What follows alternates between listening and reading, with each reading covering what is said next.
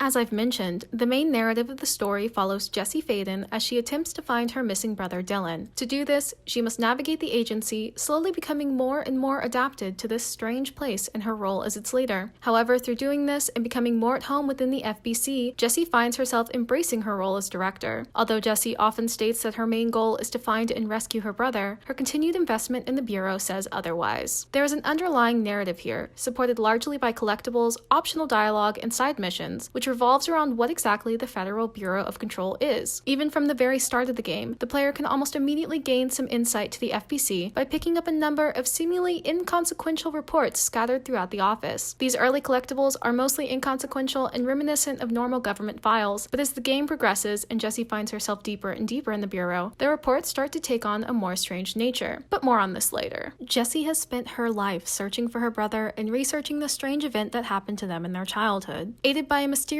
and powerful entity living in her head, Jessie has familiarized herself with all things weird, and as such, finds herself strangely at home in the Bureau. She quickly adapts to its idiosyncrasies and comments early on about her excitement to have finally found a place that makes sense. Her stated goal is to find, and if necessary rescue, her brother from the people who took him when they were children. But as the game progresses, this task becomes increasingly difficult. Her role as director gives her access to the Bureau's best-kept secrets, but in order to access them, she must first solve the many Hiss-related issues the organization finds itself facing. Supporting Jessie in her journey are the many department heads of the FBC. Throughout the game, these characters offer guidance and information to Jessie, explaining many of the stranger details of the FBC and guiding her deeper into the building. These characters are important in that they allow the player to access new parts of the agency and often offer up new missions. However, despite their indispensable help, Jessie spends much of the game alone, or so it seems to an outside observer. Throughout the game, Jessie carries a powerful and mysterious entity in her head whom she calls Polaris. As Jessie comes to trust her allies more more, she reveals more and more about Polaris, telling Emily that the entity has been with her ever since the incident in her hometown where she lost her brother. From the very beginning of the game, Polaris shows her worth, first leading Jessie to the Bureau and then helping her cleanse it from the hiss. It's speculated by Emily that Jessie's connection to Polaris is what allows her to become such a powerful director. From a game writer standpoint, Polaris acts as a sounding board for Jessie's thoughts. Because she's alone most of the game, Polaris becomes a necessary addition, allowing Jessie to have more dialogue and therefore more character. Before I move on, I want to point out the character design of Control and how it adds to the world as a whole. Pictured on this slide are Zachariah Trench's director portrait and Emily Pope's in-game appearance. These two examples show the game's use of both live actors and their avatar representations. Videos and photos that can be found throughout the game feature these real actors, while cutscenes in the gameplay itself features representations of the actors. While it's jarring to see a real human in a virtual setting, it's even stranger to see them paired against the almost uncanny valley look of the in-game characters. These two representations combine to create an off-putting, eerie effect. Speaking of eerie, let's move on to the game's setting. The Federal Bureau of Control and most of the game itself is contained within the Oldest House, a complex, constantly shifting building that is said to house numerous doorways to other dimensions. When we enter the Oldest House, it is under attack by the hiss and substantially altered. Bit by bit, it is cleansed by Jessie as she makes her way through it. However, it maintains its foreboding atmosphere. Even after a room has been cleansed by Jessie, the hiss still has a hold on it, made evident by the low lighting and sparsely populated rooms she passes through. Well, sparsely populated might not be the best phrase, as many of the rooms within the Oldest House are overrun with hiss-infected individuals. These former agents of the Bureau occupy the halls, taking the form of various enemies. Those few hiss-infected that aren't trying to kill you are no less anxiety-inducing, as they are often either dead or floating in mid-air, repeating a chant which can't quite be made out. The game often substitutes a typical soundtrack for the chants from these poor souls, along with a combination of sounds presumably produced by the house itself. On more than one occasion, I was tricked into believing an enemy was nearby due to just the sound. Even taking a step back from individual rooms, the Oldest House maintains its foreboding nature, as it is absolutely massive. With 5 levels, each consisting of a multitude of rooms, it can often feel like running through a maze trying to get anywhere in this game. With enemies spawning around every corner and the hiss-infected agent's pervasive chant following you throughout the building, navigating the FBC can be quite the task. However, that doesn't make it any less fun. The Oldest House is easily one of Control's greatest assets. The haunting atmosphere created by this location stuck with me long after I'd put the controller down, and even now I struggle to fit in everything I love about its design. In this case, the setting definitely sets the tone for the game, enticing the player from the very first moment they step foot in the building. As I mentioned, the Oldest House is in a state of flux when you first encounter it, and as Jessie works her way through to free it from the hiss. This is most clearly demonstrated by Jessie's interaction with control points, the game's checkpoint mechanism. Described in the game as the Oldest House's ley lines in most vulnerable areas, these control points allow the player to access fast traveling and upgrade their abilities. The video here shows the cleansing of a control point. As she cleanses it, with the assistance of Polaris, the hiss is forced out of the area and the Oldest House settles into its natural state. This showcases the two natures of the Oldest House, allowing you to get a glimpse of it in both its normal and hiss-infected state.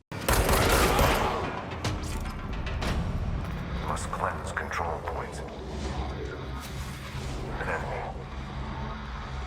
Corrupt. Spreading. Cleanse the control point. What does that mean? Help me fix it.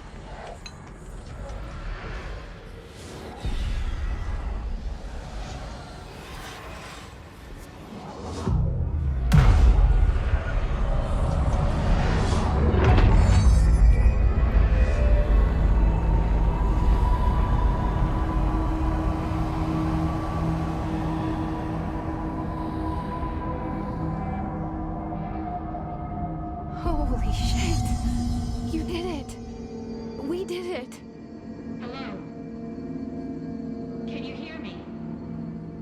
Throughout the game, the player encounters a number of objects of power, commonplace items that were imbued with a mysterious energy and subsequently turned into vessels for powerful abilities. These objects not only fit seamlessly into the game's narrative design, they also function as a way to unlock new abilities. These abilities allow Jessie to more easily defeat enemies, unlock new spaces, and advance through the Federal Bureau of Control. Without mastering these techniques, the game is difficult, perhaps near impossible to complete. Again, there's no better way to familiarize you with these mechanics than simply showing them in action. This video showcases 3 of Jessie's abilities, the incredibly useful Launch, Evade, and Seize, as well as gives you a view of the astral plane.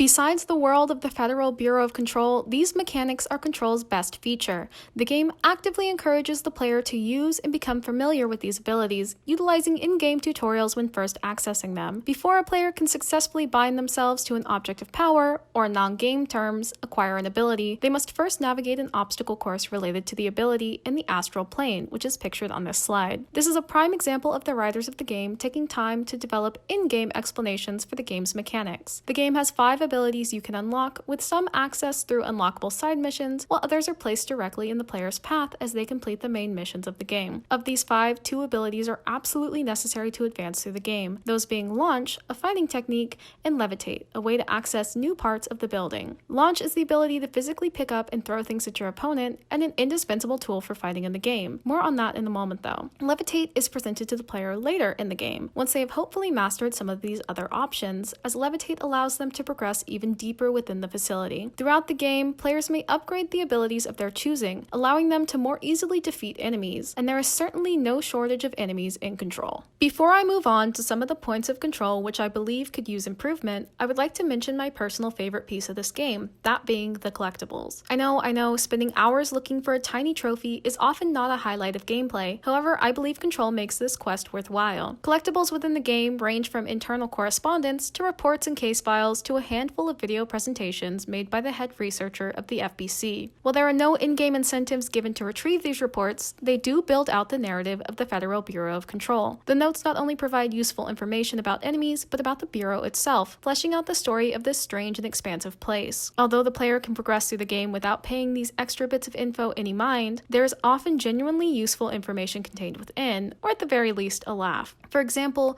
early on, Jesse uncovers an unsettling kids television show entitled Threshold Kids, which attempts to explain the astral plane in simple terms. Later on, a report is discovered linking these episodes to the Bureau's recent acquisition of a new asset, which would need a simplified explanation for many of the things which go on around the Bureau. Although much of the report is redacted, one can reasonably infer that the shows were made for Jesse's brother Dylan, who was taken when they were children. This sort of world building fleshes out the Bureau, creating a clearer picture of not only the agency, but of the assets they contain within the oldest house, including Jesse's brother Dylan. The fighting system in this game is unique, or at least one that is new to this humble game player. Jesse is armed with the service weapon, a gun which not only designates her as the director, but that can also change forms, allowing for varied shooting attacks. The service weapon possesses unlimited rounds of ammo, with only the caveat that it must recharge once a player has used up the entire round. This mechanic forces the player to also rely on their para-utilitarian abilities. These are the abilities we talked about shortly before, including Launch and Levitate. Similarly to the weapon, these operate on an energy basis, with each ability using up a little bit of energy when it's used. Once the energy bar runs out, the player must wait for it to recharge before they can use any more abilities. Now, all that doesn't sound too bad, and in fact, I really enjoyed the fighting techniques in Control. However, the sheer amount of combat is where I find fault. The Hiss-infected enemies vary largely, with some being easy to take down and others inducing game-quitting rage. Upon entering a new location, often the exits will automatically seal themselves until you can defeat the enemies spawned into the room. Again, not too bad so far. However, even if you've cleared a room, re-entering it will often cause more enemies to spawn, often with multiple waves. This becomes a large problem in a space like the oldest house, which is designed to confuse. Players often revisit rooms multiple times, whether searching for those elusive collectibles or simply trying to progress the story. The constant backtracking becomes highly tedious when you need to refight enemies on every re-entry. Likewise, the game will periodically give you optional timed missions, which involve fighting your way through a room overrun with Hiss-infected agents. After the first 3 attempts at these missions, I found myself ignoring the near constant alerts of Hiss nodes. The game has enough required combat without adding in a few more unnecessary arena battles. These missions become even less important when you realize there is little incentive to grind by defeating enemies in this game. Although enemies drop health elements upon death, and occasionally a weapon and/or personal mod, these are hardly enough to encourage a player to heed every Hiss optional mission. Although I thoroughly enjoyed the fighting technique within the game, I quickly found myself burned out from fighting huge crowds of enemies in a single room. Overall, I wish Control had taken a step back from combat to focus on other aspects of the game, which brings me to my next point. But first, an example of the combat within the game, wherein the player utilizes both the psychic abilities and service weapon.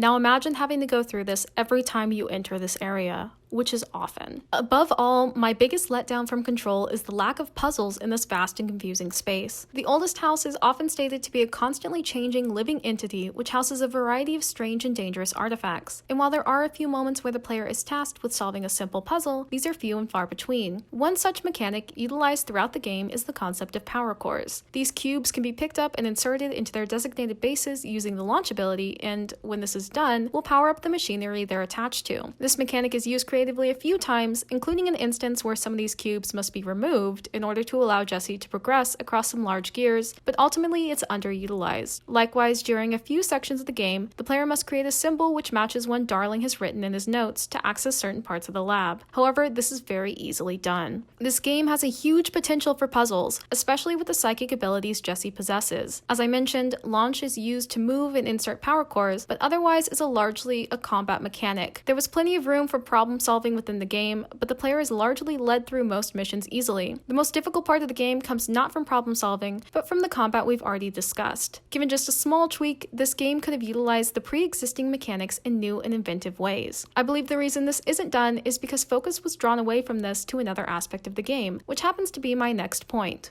Jesse's quest for Dylan is the overall narrative of the story, but ultimately it is not Jesse's main driving force. Although the beginning half of the game is driven by Jesse's need to find and possibly save her brother, there is a second underlying motive here that isn't revealed to the character or player until much later on in the game. Throughout her time at the FBC, Jessie comments on her wonder at the agency, often saying how right it feels to be there. As she gains new abilities and the player learns to utilize them to their fullest, the agency indeed becomes much easier to navigate and much more familiar to both player and avatar. What was once a confusing jumble of rooms and doorways becomes familiar hallways. The people who were once names on case files and reports become trusted allies, or in some cases, monsters to be defeated. Without realizing it, the player and Jesse become masters of the Oldest House. This is where the Dylan storyline falters. In a game with so much world to explore, you are constantly pushed towards a singular goal. Side missions exploring Jesse and her growing connection to the Bureau often fall to the back of the player's mind as they rush through the main missions. As such, the narrative that has been driving Jesse, and by extension Dylan himself, begin to hold back not only Jesse but the player. I often found myself putting off main missions in order to explore more of the fantastic world of Control, and was frustrated at being directed back towards Dylan over and over again. Although Jesse had an emotional connection to this character, I did not,